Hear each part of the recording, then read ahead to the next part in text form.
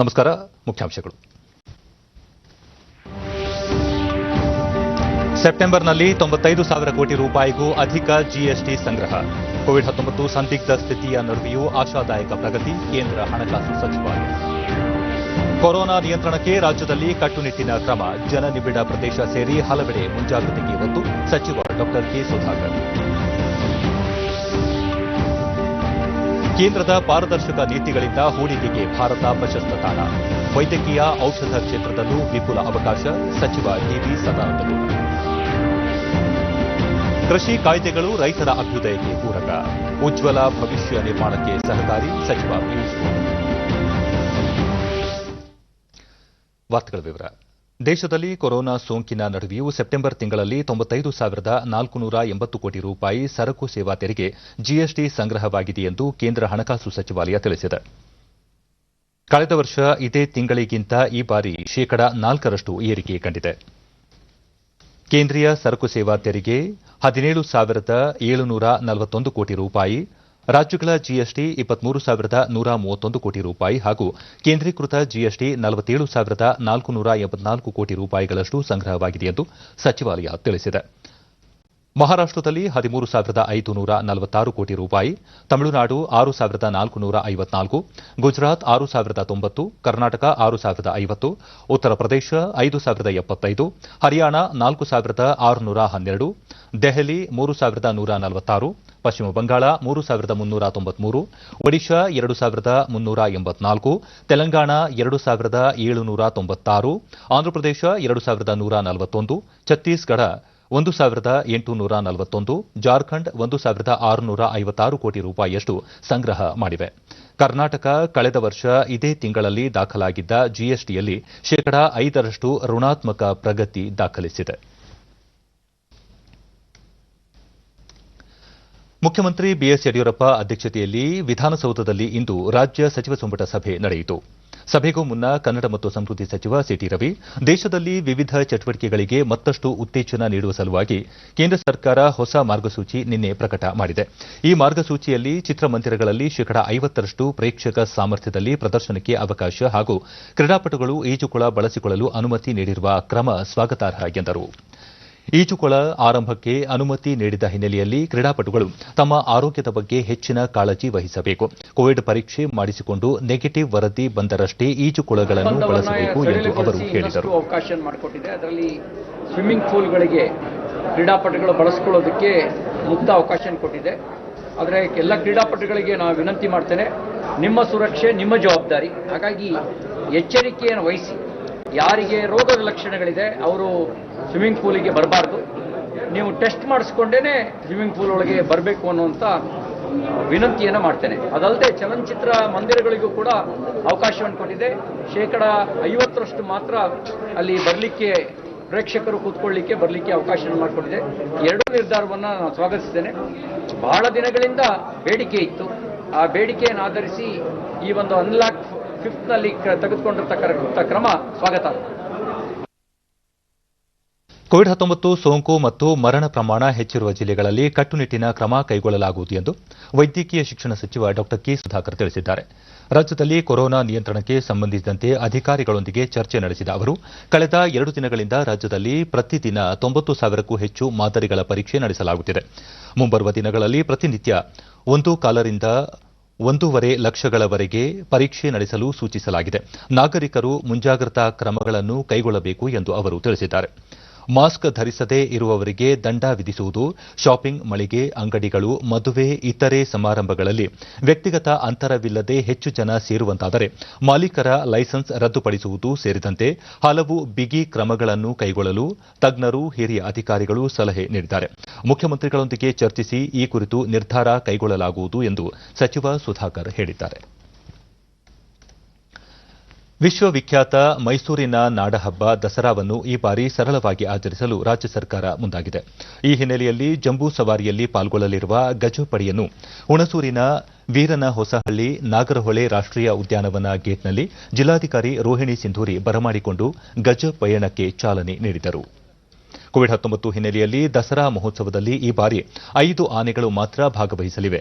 ಸಂಪ್ರದಾಯದಂತೆ ತುಲಾ ಲಗ್ನದಲ್ಲಿ ಬೆಳಗ್ಗೆ 10:10 ರಿಂದ 11 ಗಂಟೆಯ ಸಮಯದಲ್ಲಿ ಅಭಿಮನ್ಯು ನೇತೃತ್ವದ ಗಜಪಡೆಗೆ ಪೂಜೆ ಸಲ್ಲಿಸುವ ಮೂಲಕ ಚಾಲನೆ ನೀಡಲಾಯಿತು.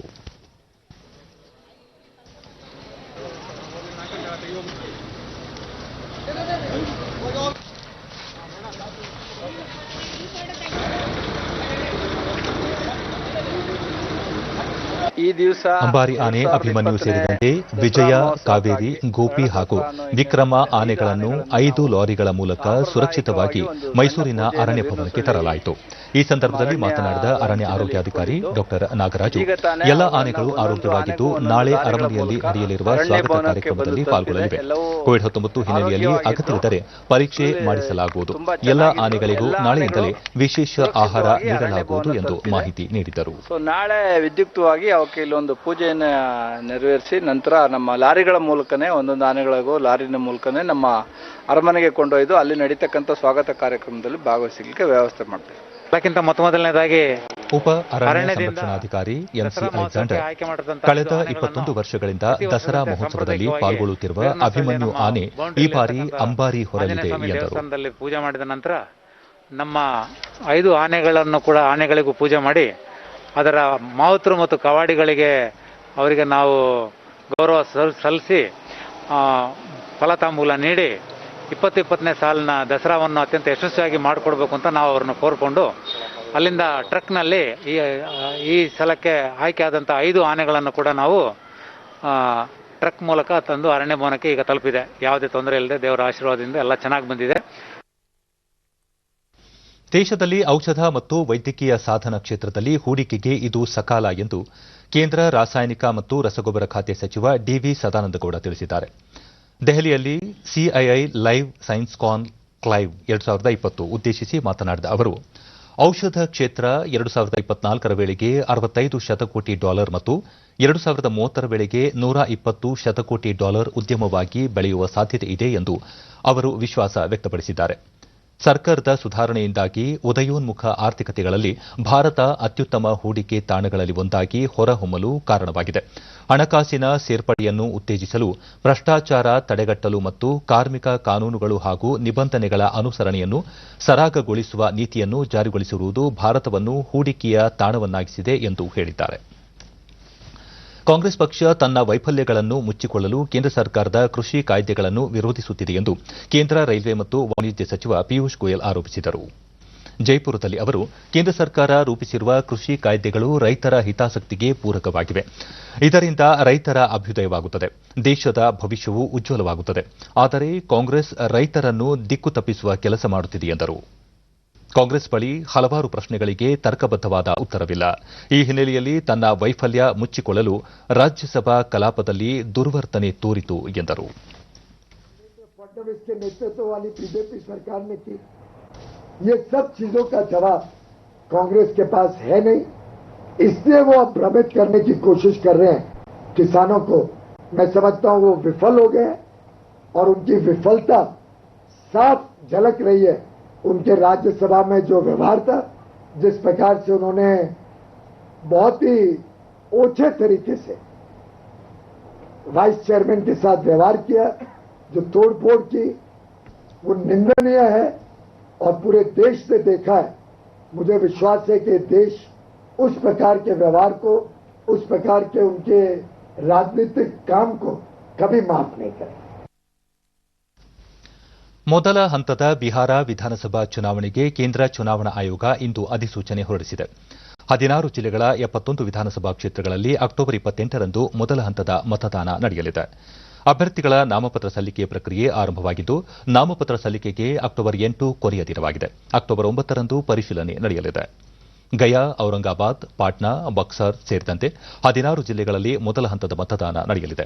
ಇವುಗಳ ಪೈಕಿ ಬಹುತೇಕ ಜಿಲ್ಲೆಗಳು ನಕ್ಸಲ್ ಪೀಡಿತ ಪ್ರದೇಶಗಳಾಗಿರುವ ಹಿನ್ನೆಲೆಯಲ್ಲಿ ಭದ್ರತೆ ದೃಷ್ಟಿಯಿಂದ ಸೂಕ್ಷ್ಮ ಪ್ರದೇಶಗಳಾಗಿವೆ. ಕೋವಿಡ್-19 ಕಾರಣ ಇದೇ ಮೊದಲ ಬಾರಿಗೆ ಕೇಂದ್ರ ಚುನಾವಣಾ ಆಯೋಗವು ಆನ್ಲೈನ್ ಮೂಲಕ ನಾಮಪತ್ರ ಸಲ್ಲಿಕೆಗೆ ಅವಕಾಶ ನೀಡಿದೆ. ಬಿಹಾರಕ್ಕೆ ಇಂದು ಭೇಟಿ ನೀಡಿ ಚುನಾವಣಾ ಸಿದ್ದತೆಗಳ ಕುರಿತು ಪರಿಶೀಲನೆ ನಡೆಸಿದ ಮುಖ್ಯ ಚುನಾವಣಾ ಆಯುಕ್ತ ಸುನಿಲ್ ಅರೋರಾ ಒಟ್ಟು 243 ಕ್ಷೇತ್ರಗಳ ಬಿಹಾರ ವಿಧಾನಸಭೆಗೆ ಒಟ್ಟು 3 ಹಂತಗಳಲ್ಲಿ ಮತದಾನ ಪ್ರಕ್ರಿಯೆ ನಡೆಯಲಿದೆ. 2ನೇ ಹಂತದ ಮತದಾನ ನವೆಂಬರ್ 3ರಂದು ಹಾಗೂ 3ನೇ ಹಂತದ ಮತದಾನ ನವೆಂಬರ್ 7ರಂದು ನಡೆಯಲಿದೆ. ನವೆಂಬರ್ 10ರಂದು ಮತ ಎಣಿಕೆ ಕಾರ್ಯ ನಡೆಯಲಿದೆ ಎಂದು ತಿಳಿಸಿದರು. ಕೋವಿಡ್-19 ಸೋಂಕಿನ ಹಿನ್ನೆಲೆಯಲ್ಲಿ ಮಾರ್ಗಸೂಚಿ ಅನ್ವಯ ಕಟ್ಟುನಿಟ್ಟಿನ ಕ್ರಮಗಳೊಂದಿಗೆ ಮತದಾನ ಪ್ರಕ್ರಿಯೆ ನಡೆಸಲಾಗುತ್ತದೆ.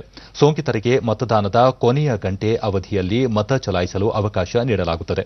80 ವರ್ಷ ಮೇಲ್ಪಟ್ಟವರಿಗೆ ಮನೆಯಿಂದಲೇ ಮತ ಚಲಾವಣೆಗೆ ವ್ಯವಸ್ಥೆ ಕಲ್ಪಿಸಲಾಗುತ್ತದೆ ಎಂದರು. ಸಾಮಾಜಿಕ ಜಾಲತಾಣಗಳನ್ನು ದುರುಪಯೋಗ ಪಡಿಸಿಕೊಳ್ಳುವವರ ಕ್ರಮಗಳ ವಿರುದ್ಧ ಕಠಿಣ ಕ್ರಮ ಕೈಗೊಳ್ಳಲಾಗುವುದು ಎಂದರು.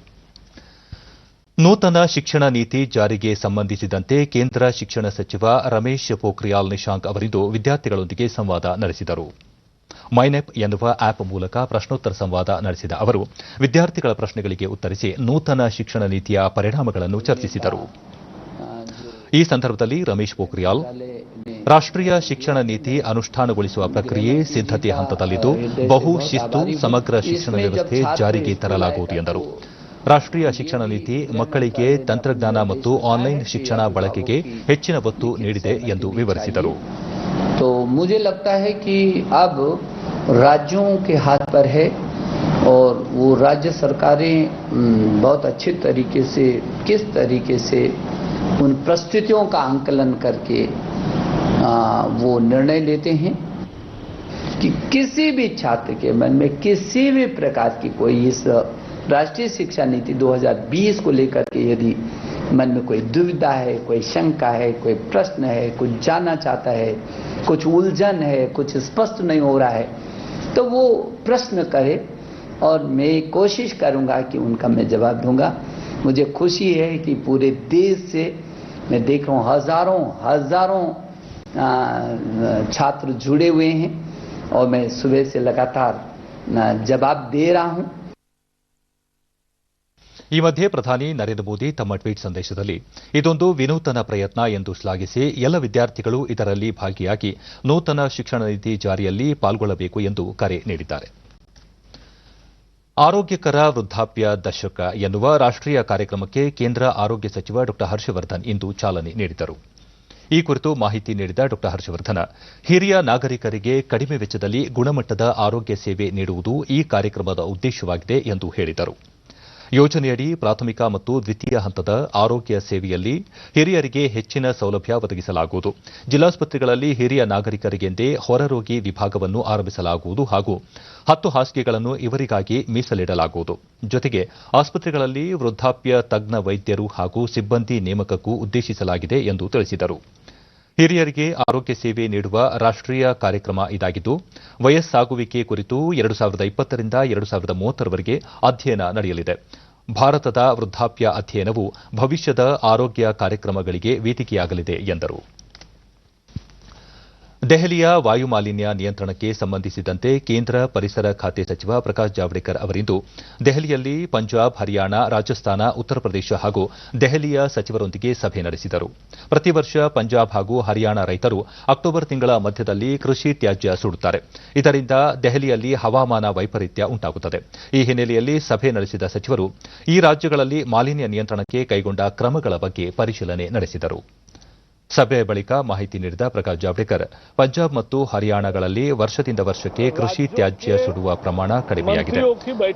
ಪೆರಿಫೆರಲ್ ರಸ್ತೆ ಕಾಮಗಾರಿ, ಬೃಹತ್ ಕಟ್ಟಡ ನಿರ್ಮಾಣ ಸೇರಿದಂತೆ ಹಲವಾರು ಕಾರಣಗಳಿಂದ ಮಾಲಿನ್ಯ ಉಂಟಾಗುತ್ತಿದೆ ಎಂದು ತಿಳಿಸಿದರು.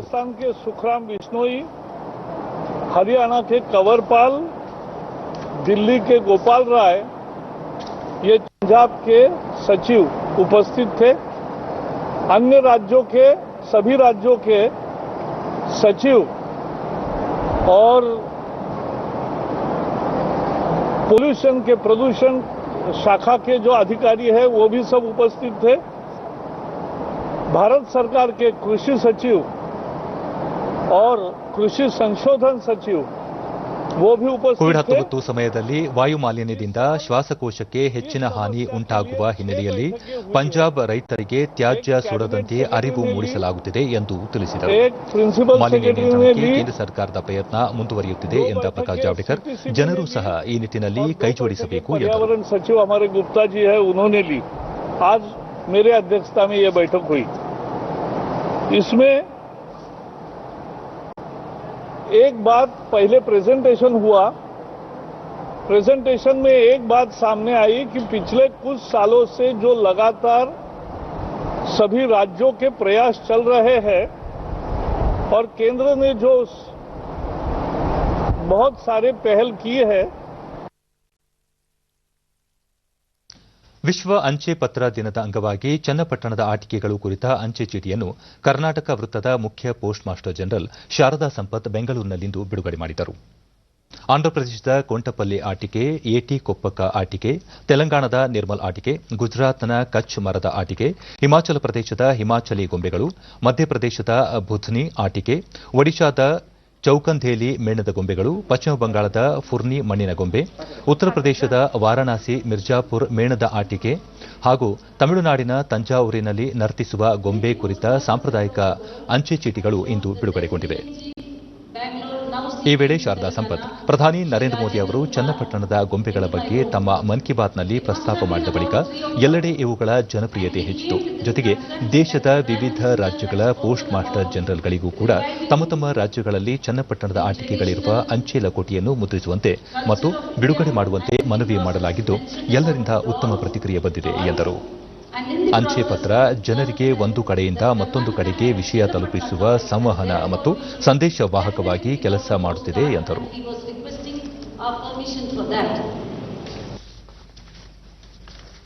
ಬೆಂಗಳೂರಿನ ಕಾಫಿ ಮಂಡಳಿಯಲ್ಲಿಂದು ವರ್ಚುವಲ್ ವೇದಿಕೆಯಲ್ಲಿ ಅಂತಾರಾಷ್ಟೀಯ ಕಾಫಿ ದಿನವನ್ನು ಆಚರಿಸಲಾಯಿತು. ಕಾಫಿ ಮಂಡಳಿ ಕಾರ್ಯದರ್ಶಿ ಎನ್ಎನ್ ನರೇಂದ್ರ, ನ್ಯಾಸ್ಕಾಂ ಮುಖ್ಯ ಕಾರ್ಯನಿರ್ವಹಣಾಧಿಕಾರಿ ಸಂಜೀವ್ ಮಲ್ಹೋತ್ರಾ ಮುಖ್ಯ ಅತಿಥಿಗಳಾಗಿ ಕಾರ್ಯಕ್ರಮದಲ್ಲಿ ಪಾಲ್ಗೊಂಡಿದ್ದರು. ಈ ಮಧ್ಯೆ ಉದ್ಯಮಿಗಳ ಅಭಿವೃದ್ಧಿ ಮತ್ತು ತರಬೇತಿ ಕಾರ್ಯಕ್ರಮಕ್ಕೆ ಚಾಲನೆ ನೀಡಲಾಯಿತು.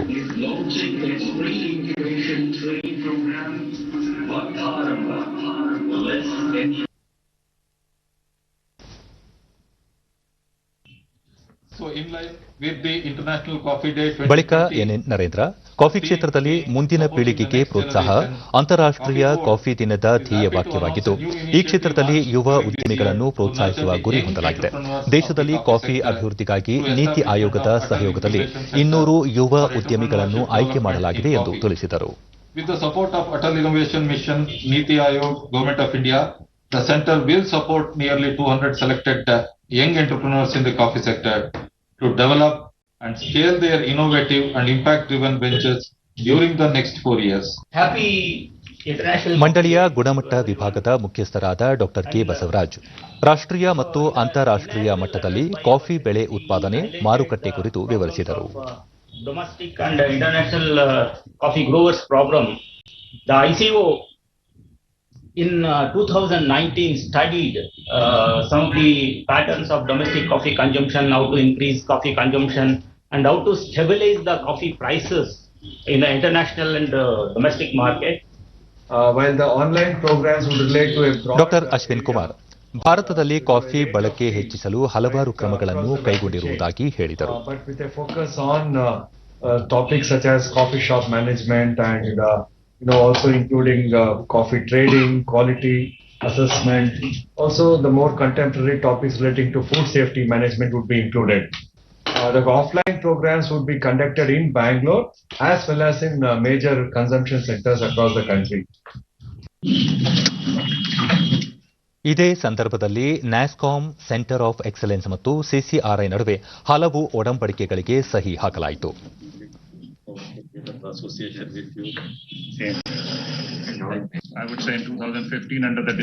ಈ ಕುರಿತು ಮಾತನಾಡಿದ ನ್ಯಾಸ್ಕಾಂ ಸಿಇಒ ಸಂಜೀವ್ ಮಲ್ಹೋತ್ರಾ, ಕಾಫಿ ಉದ್ಯಮಕ್ಕೆ ನೆರವಾಗುವ ಹಲವು ಕಾರ್ಯಕ್ರಮಗಳನ್ನು ರೂಪಿಸಲಾಗಿದೆ ಎಂದು ವಿವರಿಸಿದರು.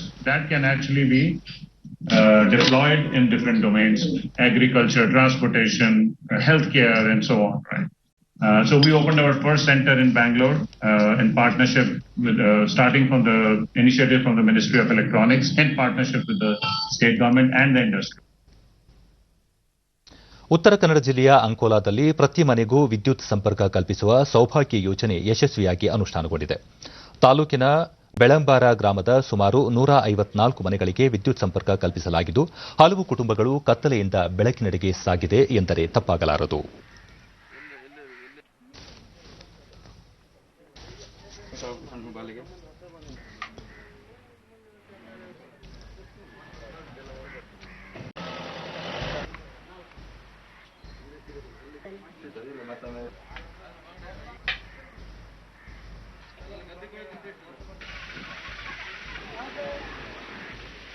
ಡಿಡಿ ನ್ಯೂಸ್ನೊಂದಿಗೆ ಫಲಾನುಭವಿ ಮಹೇಶ್ ಖಾರ್ವಿ, ಮೀನುಗಾರಿಕೆ ವೃತ್ತಿಯಲ್ಲಿ ತೊಡಗಿದ್ದೇನೆ.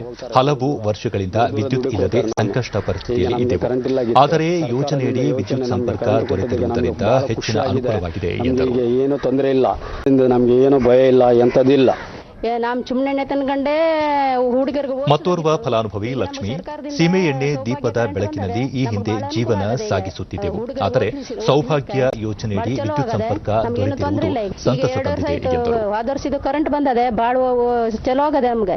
ಹಾಗೂ ಸೌಭಾಗ್ಯ ಯೋಜನೆ ಅಂಕೋಲಾ ಹೆಸ್ಕಾಂ ಸಹಾಯಕ ಕಾರ್ಯನಿರ್ವಾಹಕ ಅಭಿಯಂತರ ಪ್ರವೀಣ ನಾಯ್ಕ, ಕೇಂದ್ರ ಸರ್ಕಾರದ ಮಹತ್ವಾಕಾಂಕ್ಷಿ ಯೋಜನೆಯಡಿ ಅರ್ಹ ಫಲಾನುಭವಿಗಳಿಗೆ ವಿದ್ಯುತ್ ಸಂಪರ್ಕ ಕಲ್ಪಿಸಲಾಗುತ್ತಿದೆ ಎಂದು ಮಾಹಿತಿ ನೀಡಿದರು. ಅನಂತರದಲ್ಲಿ ಪರಿಶಿಷ್ಟ ಜಾತಿ, ಪರಿಶಿಷ್ಟ ಪಂಗಡ ಇಂಥ ಮನೆಗಳಿಗೆ ವಿದ್ಯುತೀಕರಣ ಮಾಡಿರ್ತೇವೆ. ಅದರಂತೆ ಸೌಭಾಗ್ಯ ಯೋಜನೆಯಲ್ಲಿ ಕೂಡ 154 ಮನೆಗಳಿಗೆ ನಾವು ಈಗಾಗಲೇ ವಿದ್ಯುತೀಕರಣ ಮಾಡಿರ್ತೇವೆ. ಇದು ಒಂದು ಕೇಂದ್ರ ಸರ್ಕಾರದ ಮಹತ್ವಾಕಾಂಕ್ಷಿ ಯೋಜನೆ ಅಂತ ಈ ಸಂದರ್ಭದಲ್ಲಿ ಹೇಳಲಿಕ್ಕೆ ಇಷ್ಟಪಡ್ತೇನೆ. ರಾಜ್ಯದ ಹಲವು ಜಿಲ್ಲೆಗಳಲ್ಲಿ ಕೊರೋನಾ ಸೋಂಕು ದಿನದಿಂದ ದಿನಕ್ಕೆ ಹೆಚ್ಚುತ್ತಿದ್ದು, ಈ ನಿಟ್ಟಿನಲ್ಲಿ ಸೋಂಕು ತಡೆಗಟ್ಟಲು ಹಾಗೂ ಜನರಲ್ಲಿ ಜಾಗೃತಿ ಮೂಡಿಸಲು ಹಲವು ಕಾರ್ಯಕ್ರಮಗಳನ್ನು ಹಮ್ಮಿಕೊಳ್ಳಲಾಗುತ್ತಿದೆ. ಶಿವಮೊಗ್ಗ ಜಿಲ್ಲೆಯಲ್ಲಿ ಮಾಸ್ಕ್ ಧರಿಸದೆ ಸಾರ್ವಜನಿಕ ಪ್ರದೇಶಗಳಲ್ಲಿ ಸಂಚರಿಸುವವರ ವಿರುದ್ಧ ಹಾಗೂ ಜನನಿಬಿಡ ಪ್ರದೇಶಗಳಲ್ಲಿ ವ್ಯಕ್ತಿಗತ ಅಂತರ ಕಾಪಾಡಿಕೊಳ್ಳದವರಿಗೆ ಪೊಲೀಸರು ಸೇರಿದಂತೆ ನಗರಸಭೆ ಅಧಿಕಾರಿಗಳು ₹200 ದಂಡ ವಿಧಿಸುತ್ತಿದ್ದಾರೆ.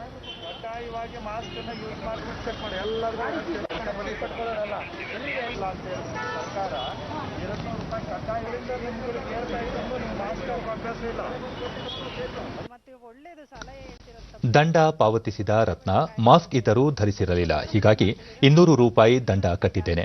ಆರೋಗ್ಯದ ದೃಷ್ಟಿಯಿಂದ ಎಲ್ಲರೂ ಕಡ್ಡಾಯವಾಗಿ ಮಾಸ್ಕ್ ಧರಿಸಬೇಕು ಎಂದರು. ಚೆನ್ನಾಗಿರಬೇಕು, ಎಲ್ಲರೂ ಹಾಕೊಂಡು ಮಾಸ್ಕ್ ಎತ್ಕೋಬೇಕಂದ್ರೆ ಪೊಲೀಸಿಗೂ ಒಳ್ಳೆ ಅನುಕೂಲ ಇರುತ್ತೆ. ಜನ ಸಲಹೆ ಪಬ್ಲಿಕ್ ಅಂದ್ರೆ ಅವರಿಗೂ ಕಷ್ಟ ಆಗೋದಿಲ್ಲ. ಅವ್ರು ಯಾಕೆ ₹200 ಹಾಕ್ತಾರೆ? ನಾವು ನೆಟ್ಟಗಿಲ್ದಕ್ಕೆ ಅವ್ರು ಫೀಸ್ ಹಾಕ್ತಾರೆ. ಅವ್ರ ಕರ್ತವ್ಯ ಅವ್ರು ಮಾಡ್ತಾರೆ. ನಾವು ಅದಕ್ಕೆ ಸಿಟ್ಟಾಗಂಗಿಲ್ಲ. ಡಿಡಿ ನ್ಯೂಸ್ನೊಂದಿಗೆ ಜಿಲ್ಲಾ ಪೊಲೀಸ್ ವರಿಷ್ಠಾಧಿಕಾರಿ ಎಸ್ಪಿ ಶಾಂತರಾಜು, ಮಾರ್ಚ್ನಿಂದ ಸೆಪ್ಟೆಂಬರ್ ಮಧ್ಯಭಾಗದವರೆಗೂ 5 ಲಕ್ಷಕ್ಕೂ ಹೆಚ್ಚು ದಂಡ ಸಂಗ್ರಹ ಮಾಡಲಾಗಿದೆ. ವಿಶೇಷ ಅಭಿಯಾನದಡಿ ಮಾಸ್ಕ್ ಧರಿಸದವರ ವಿರುದ್ಧ 7,900 ಪ್ರಕರಣ ದಾಖಲಿಸಿ ಅವರಿಂದ ₹11 ಲಕ್ಷ ದಂಡ ವಸೂಲಿ ಮಾಡಲಾಗಿದೆ ಎಂದರು. ಕಳೆದ 6 ದಿನದಲ್ಲಿ 24ನೇ ತಾರೀಕಿನ ಇಟ್ಕೊಂಡು 6 ದಿನದಲ್ಲಿ ಸುಮಾರು 7,900 ಕೇಸ್ಗಳನ್ನು ನಾವು ಮಾಸ್ಕ್ ಇಲ್ಲದವ್ರ ಬಗ್ಗೆ ದಾಖಲೆ ಮಾಡಿದ್ವಿ. ಮತ್ತು ಅವರಿಂದ ₹11 ಲಕ್ಷ ಫೈನ್ ವಸೂಲಿ ಮಾಡಿದ್ವಿ. ಅಂದರೆ 7,900 ಜನಕ್ಕೆ ನಾವು ಈ ಒಂದು ಮಾಸ್ಕ್ ಧರಿಸೋದ್ರ ಬಗ್ಗೆ ಒಂದು ತಿಳುವಳಿಕೆ ಮತ್ತು ಅವ್ರ ಕಡೆಯಿಂದ ಬೇರೆಯವರಿಗೆ ತಿಳುವಳಿಕೆ ನೀಡುವ ಕೆಲಸ ಮಾಡ್ತೀವಿ. ಕೇಂದ್ರ ಸರ್ಕಾರದ ಮಹತ್ವಾಕಾಂಕ್ಷಿ ಯೋಜನೆಯಲ್ಲಿ ಒಂದಾಗಿರುವ ಪೋಷಣ ಅಭಿಯಾನ ಮಂಡ್ಯ ಜಿಲ್ಲೆಯಲ್ಲಿ ಉತ್ತಮ ಸ್ಪಂದನೆ ದೊರೆತಿದೆ. ಮಹಿಳೆಯರು ಮತ್ತು ಮಕ್ಕಳ ಉತ್ತಮ ಆರೋಗ್ಯದ ದೃಷ್ಟಿಯಿಂದ ಮಂಡ್ಯ ತಾಲೂಕಿನ ಸಾತನೂರು ಗ್ರಾಮದ ಅಂಗನವಾಡಿ ಕಾರ್ಯಕರ್ತೆಯರು ಮನೆ ಮನೆಗೆ ತೆರಳಿ ಪೌಷ್ಟಿಕ ಆಹಾರ ಕುರಿತು ಜಾಗೃತಿ ಮೂಡಿಸುತ್ತಿದ್ದಾರೆ. ಪೌಷ್ಟಿಕಾಂಶ ಹೆಚ್ಚಿಸುವ ಸೀಬೆ, ನಿಂಬೆ, ನುಗ್ಗೆ, ಬಾಳೆ ಹಣ್ಣುಗಳ ಗಿಡಗಳನ್ನು ನೆಡುವುದರ ಮೂಲಕ ಸುಂದರ ಕೈತೋಟವನ್ನು ನಿರ್ಮಾಣ ಮಾಡುತ್ತಿದ್ದಾರೆ. ಜೊತೆಗೆ ಹಾಲಿನ ಪುಡಿ, ಮೊಟ್ಟೆಗಳನ್ನು ಗರ್ಭಿಣಿ ಬಾಣಂತಿಯರಿಗೆ ತಲುಪಿಸುವ ಕೆಲಸ ಮಾಡುತ್ತಿದ್ದಾರೆ. ಅಪೌಷ್ಟಿಕತೆಯಿಂದ ಬಳಲುತ್ತಿರುವ ಮಕ್ಕಳನ್ನು ಗುರುತಿಸಿ ಅವರಿಗೆ ಪೌಷ್ಟಿಕಯುಕ್ತ ಆಹಾರವನ್ನು ನೀಡಿ ಆರೋಗ್ಯ ವರ್ಧನೆಗೆ ಬೇಕಾದ ಸಲಹೆ ಸೂಚನೆಗಳನ್ನು ಕೂಡ ನೀಡಲಾಗುತ್ತಿದೆ. ಇಲ್ಲೇನೆ ಅಂಗನವಾಡಿಲಿ ನಮಗೆ ಫಲಾನುಭವಿ ಯಶೋಧ ಅಂಗನವಾಡಿಯಿಂದ ಬೇಳೆ, ಹಾಲಿನ ಪುಡಿ, ಮೊಟ್ಟೆ ಮತ್ತಿತರ ಪೌಷ್ಟಿಕಾಂಶಯುಕ್ತ ಆಹಾರ ಪದಾರ್ಥಗಳನ್ನು ನೀಡಲಾಗುತ್ತಿದೆ. ಇದರಿಂದಾಗಿ ತುಂಬಾ ಅನುಕೂಲವಾಗಿದೆ ಎಂದರು. ಪೌಷ್ಟಿಕಾಂಶ ಹೆಚ್ಚಾಗುತ್ತೆ. ಪೌಷ್ಟಿಕಾಂಶ ಆಹಾರವನ್ನ ನಾವು ತಿಂದ್ರೆ ನಮ್ಮ ಮಕ್ಕಳಿಗೂ ಕೂಡ ಚೆನ್ನಾಗಿ ಬೆಳವಣಿಗೆ ಆಗ್ತವೆ. ಮತ್ತೋರ್ವ ಫಲಾನುಭವಿ ವರಲಕ್ಷ್ಮಿ ಅಂಗನವಾಡಿ ಮೂಲಕ ನೀಡುವ ಆಹಾರ ಸೇವನೆಯಿಂದ ತನ್ನ ಮಗಳ ತೂಕ ಹೆಚ್ಚಿದೆ ಎಂದು ಅಂಗನವಾಡಿ ಕಡೆಯಿಂದ ಫುಡ್ಸ್ ಅದೇ ಪುಷ್ಟಿ ಅನ್ನೋ ಫುಡ್ ಎಲ್ಲ ಕೊಡ್ತಿದ್ರು. ಅದು ಯಾಕೆ ಯೂಸ್ ಮಾಡಬೇಕು ಅಂತ ಎಲ್ಲ ಹೇಳ್ಕೊಟ್ಟಿದ್ದಾರೆ. ಅದರಿಂದ ನಮ್ಗೆ ಸ್ವಲ್ಪ ಯೂಸ್ ಆಗಿದೆ. ನನ್ನ ಮಗಳು ವೆಯ್ಟ್ ಒಂದು ಸ್ವಲ್ಪ ಜಾಸ್ತಿ ಆಗಿದೆ. ಮೊಟ್ಟೆ, ಸಕ್ಕರೆ ಅಂತ ಪ್ರಾಡಕ್ಟ್ ಎಲ್ಲ ಕೊಟ್ಟಿದ್ದಾರೆ. ನಾವು ಯೂಸ್ ಮಾಡ್ತಿದ್ದೀವಿ. ವೆಯ್ಟ್ ಸ್ವಲ್ಪ ಜಾಸ್ತಿ ಆಗಿದೆ ನಮ್ಮ ಮಗಳದು. ಅದರಲ್ಲಿ ನಾವು ಏನ್ ಮಾಡಿದ್ವಿ ಅಂದ್ರೆ ನಮ್ದು ಮಂಡ್ಯ ಶಿಶು ಅಭಿವೃದ್ಧಿ ಯೋಜನಾ ವ್ಯಾಪ್ತಿನಲ್ಲಿ ಸಹಾಯಕ ಶಿಶು ಯೋಜನಾಭಿವೃದ್ಧಿ ಅಧಿಕಾರಿ ನಂಜಮಣಿ ಸೆಪ್ಟೆಂಬರ್ ಮಾಹೆಯನ್ನು ಪೋಷಣ ಮಾಸವಾಗಿ ಆಚರಿಸಲಾಗಿದ್ದು ಅಪೌಷ್ಟಿಕತೆಯಿಂದ ಬಳಲುತ್ತಿರುವ ಮಕ್ಕಳನ್ನು ಗುರುತಿಸಿ ಚಿಕಿತ್ಸೆ ನೀಡಲಾಗುತ್ತಿದೆ. ಗ್ರಾಮೀಣ ಮಟ್ಟದಲ್ಲಿ ಗ್ರಾಮ ಸಭೆಗಳನ್ನು ನಡೆಸಿ ಜಾಗೃತಿ ಮೂಡಿಸಲಾಗುತ್ತಿದೆ ಎಂದು ಡಿಸಿ ಅವರು ತುಂಬಾ ಪ್ರಶಂಸೆ ವ್ಯಕ್ತಪಡಿಸಿದ್ದಾರೆ. ಅದರಂತೆ ಪೌಷ್ಟಿಕ ಕೈತೋಟ ನಿರ್ಮಾಣಕ್ಕೆ ಸಂಬಂಧಿಸಿದಂತೆ ಶಿಶು ಅಭಿವೃದ್ಧಿ ಅಧಿಕಾರಿ ಕುಮಾರ್ ಅಂಗನವಾಡಿಗಳಲ್ಲಿ ಸ್ವಚ್ಛತೆ ಪೌಷ್ಟಿಕ ಆಹಾರ ಬೆಳೆಯುವುದಕ್ಕೆ ಆದ್ಯತೆ ನೀಡಲಾಗಿದ್ದು ಎಲ್ಲ ಕಡೆ ಕೈತೋಟ ನಿರ್ಮಾಣ ಮಾಡಲು ಅಗತ್ಯ ಕ್ರಮ ಕೈಗೊಳ್ಳಲಾಗುವುದು ಗಿಡ ನೆಡುವ ಕಾರ್ಯಕ್ರಮವನ್ನು ಹಮ್ಮಿಕೊಂಡಿದ್ದು. ಅದರ ಪ್ರಕಾರ ನಾವು 29 ಸಾತ್ನೂರು ಗ್ರಾಮದಲ್ಲಿ ಮಾನ್ಯ ಜಿಲ್ಲಾಧಿಕಾರಿಗಳು ಹಾಗೂ ಮಾನ್ಯ ಮುಖ್ಯ ಕಾರ್ಯನಿರ್ವಾಹಕ ಅಧಿಕಾರಿಗಳ ಉಪಸ್ಥಿತಿಯಲ್ಲಿ ಒಂದು ಉತ್ತಮವಾದ ಕೈತೋಟವನ್ನು ನಿರ್ಮಾಣ ಮಾಡಿದ್ದೀವಿ. ವೈದ್ಯಕೀಯ ಸೇವೆ, ಮಹಿಳಾ ಮತ್ತು ಮಕ್ಕಳ ಕಲ್ಯಾಣ ಇಲಾಖೆ ಉಪನಿರ್ದೇಶಕ ರಾಜಮೂರ್ತಿ ಕೇಂದ್ರ ಸರ್ಕಾರದ ಪೋಷಣ ಅಭಿಯಾನದಡಿ 2546 ಅಂಗನವಾಡಿ ಕೇಂದ್ರಗಳನ್ನು ಮಕ್ಕಳು ಹಾಗೂ ತಾಯಂದಿರು ಆರೋಗ್ಯದಿಂದ ಇರಲು ವಿವಿಧ ರೀತಿಯ ಕಾರ್ಯಕ್ರಮಗಳನ್ನು ಆಯೋಜಿಸಲಾಗಿದೆ. ಜಿಲ್ಲೆಯಾದ್ಯಂತ 125 ಅಂಗನವಾಡಿ ಕೇಂದ್ರಗಳಲ್ಲಿ ಕೈತೋಟವನ್ನು ನಿರ್ಮಾಣ ಮಾಡಲಾಗುತ್ತಿದೆ ಎಂದು ತಿಳಿಸಿದರು. ಈ ಪೋಷಣ ಅಭಿಯಾನ ಅಂತಕ್ಕಂಥದ್ದು ನಮ್ಮ ಜಿಲ್ಲೆಯಲ್ಲಿ 3ನೇ ಹಂತದಲ್ಲಿ ಅಸ್ತಿತ್ವಕ್ಕೆ ಅನುಷ್ಠಾನಗೊಳಿಸ್ತಾ ಇದ್ದೀವಿ. ಕೋಲಾರ ಜಿಲ್ಲೆಯಲ್ಲಿ ಹೆಚ್ಚುತ್ತಿರುವ ಕೊರೋನಾ ಸೋಂಕು ಪ್ರಕರಣಗಳನ್ನು ನಿಯಂತ್ರಿಸಲು ಜಿಲ್ಲಾಡಳಿತ ಹಲವು ಮುಂಜಾಗ್ರತಾ ಕ್ರಮಗಳನ್ನು ಕೈಗೊಂಡಿದೆ. ಈ ನಿಟ್ಟಿನಲ್ಲಿ ಜಿಲ್ಲೆಯ ಪ್ರಾಥಮಿಕ ಆರೋಗ್ಯ ಕೇಂದ್ರಗಳು ಸೇರಿದಂತೆ ಒಟ್ಟು 64 ಮಾದರಿ ಸಂಗ್ರಹ ಕೇಂದ್ರಗಳನ್ನು ಪ್ರಾರಂಭಿಸಿದ್ದು ಸಾರ್ವಜನಿಕರಿಂದ ಉತ್ತಮ ಪ್ರತಿಕ್ರಿಯೆ ವ್ಯಕ್ತವಾಗಿದೆ.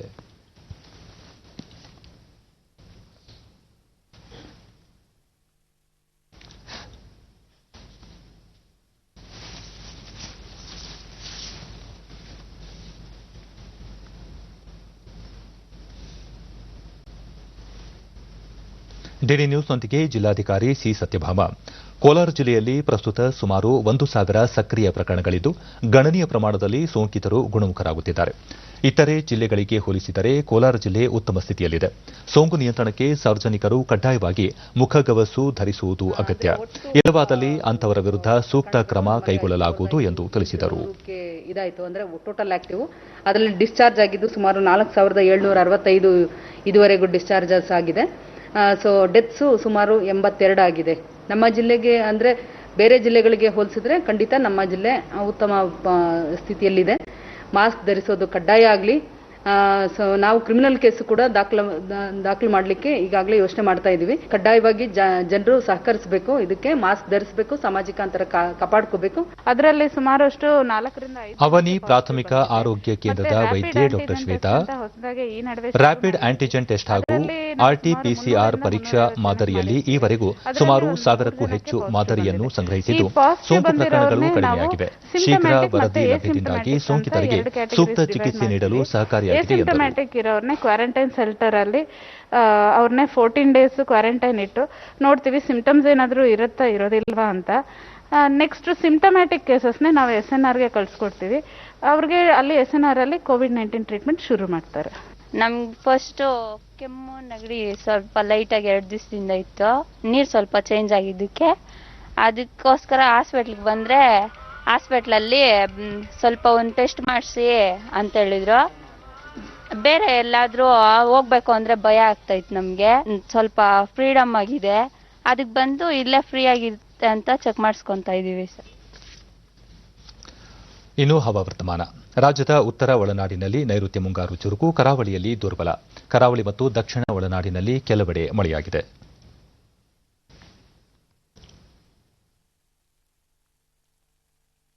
ಬಳ್ಳಾರಿ ಜಿಲ್ಲೆಯ ಹಡಗಲಿಯಲ್ಲಿ ಅತಿ ಹೆಚ್ಚು 9 ಸೆಂಟಿಮೀಟರ್ ಮಳೆಯಾಗಿದೆ. ಉಳಿದಂತೆ ಮುನಿರಾಬಾದ್ 8, ಹೊಸಪೇಟೆ 7, ಕುಷ್ಟಗಿ 6, ಹನುಮಸಾಗರ, ಎಳಕಲ್, ರಾಯಲ್ಪಾಡು 5, ಹುನಗುಂದ, ಬಸವನ ಬಾಗೇವಾಡಿ, ರಾಯಚೂರು, ಕೊಟ್ಟಿಗೆಹಾರ 4, ಬೇವೂರು, ಮಾಲೂರು 3, ಕೊಪ್ಪಳ, ಯಲಬುರ್ಗಾ, ಕುಕನೂರು, ಕಲಬುರಗಿ, ಗಬ್ಬೂರು, ಸಿಂಧನೂರು, ವೈಎನ್, ಹೊಸಕೋಟೆ, ಕಂಪ್ಲಿ, ಹಗರಿಬೊಮ್ಮನಹಳ್ಳಿ, ಚಿಂತಾಮಣಿ, ಶಿಡ್ಲಘಟ್ಟ, ಪಾಂಡವಪುರ, ಮೊಳಕಾಲ್ಮೂರು, ಕೊಟ್ಟೂರು, ಕೂಡ್ಲಿಗಿ, ಮೂಡಿಗೆರೆ, ಚಾಮರಾಜನಗರದಲ್ಲಿ 2 ಸೆಂಟಿಮೀಟರ್ ಮಳೆಯಾಗಿದೆ. ಕಲಬುರಗಿಯಲ್ಲಿ ಗರಿಷ್ಠ ತಾಪಮಾನ 32.9, ಶಿವಮೊಗ್ಗದಲ್ಲಿ ಕನಿಷ್ಠ 18.6 ಡಿಗ್ರಿ ಸೆಲ್ಸಿಯಸ್ ದಾಖಲಾಗಿದೆ. ಮುನ್ಸೂಚನೆಯಂತೆ ಮುಂದಿನ 24 ಗಂಟೆಗಳಲ್ಲಿ ರಾಜ್ಯಾದ್ಯಂತ ಗುಡುಗು ಸಹಿತ ಮಳೆಯಾಗುವ ಸಾಧ್ಯತೆ. ಬೆಂಗಳೂರು ಸುತ್ತಮುತ್ತ ಸಾಮಾನ್ಯ ಮೋಡ ಕವಿದ ವಾತಾವರಣ, ಕೆಲ ಪ್ರದೇಶಗಳಲ್ಲಿ ಗುಡುಗು ಸಹಿತ ಮಳೆ ಸಾಧ್ಯತೆ. ಗರಿಷ್ಠ ತಾಪಮಾನ 29 ಹಾಗೂ ಕನಿಷ್ಠ 20 ಡಿಗ್ರಿ ಸೆಲ್ಸಿಯಸ್ ದಾಖಲು ಸಂಭವ. ಕೊನೆಯಲ್ಲಿ ಮತ್ತೊಮ್ಮೆ ಮುಖ್ಯಾಂಶಗಳು. ಸೆಪ್ಟೆಂಬರ್ನಲ್ಲಿ 95,000 ಕೋಟಿ ರೂಪಾಯಿಗೂ ಅಧಿಕ ಜಿಎಸ್ಟಿ ಸಂಗ್ರಹ. ಕೋವಿಡ್-19 ಸಂದಿಗ್ಧ ಸ್ಥಿತಿಯ ನಡುವೆಯೂ ಆಶಾದಾಯಕ ಪ್ರಗತಿ, ಕೇಂದ್ರ ಹಣಕಾಸು ಸಚಿವಾಲಯ. ಕೊರೋನಾ ನಿಯಂತ್ರಣಕ್ಕೆ ರಾಜ್ಯದಲ್ಲಿ ಕಟ್ಟುನಿಟ್ಟಿನ ಕ್ರಮ, ಜನನಿಬಿಡ ಪ್ರದೇಶ ಸೇರಿ ಹಲವೆಡೆ ಮುಂಜಾಗ್ರತೆಗೆ ಒತ್ತು, ಸಚಿವ ಡಾ ಕೆ ಸುಧಾಕರ್. ಕೇಂದ್ರದ ಪಾರದರ್ಶಕ ನೀತಿಗಳಿಂದ ಹೂಡಿಕೆಗೆ ಭಾರತ ಪ್ರಶಸ್ತ ತಾಣ. ವೈದ್ಯಕೀಯ ಔಷಧ ಕ್ಷೇತ್ರದಲ್ಲೂ ವಿಪುಲ ಅವಕಾಶ, ಸಚಿವ ಡಿವಿ ಸದಾನಂದಗೌಡ. ಕೃಷಿ ಕಾಯ್ದೆಗಳು ರೈತರ ಅಭ್ಯುದಯಕ್ಕೆ ಪೂರಕ, ಉಜ್ವಲ ಭವಿಷ್ಯ ನಿರ್ಮಾಣಕ್ಕೆ ಸಹಕಾರಿ, ಸಚಿವ ಪಿಯೂಷ್ ಗೋಯಲ್. ನಮ್ಮ ಮುಂದಿನ ವಾರ್ತಾ ಪ್ರಸಾರ ರಾತ್ರಿ 9 ಗಂಟೆಗೆ.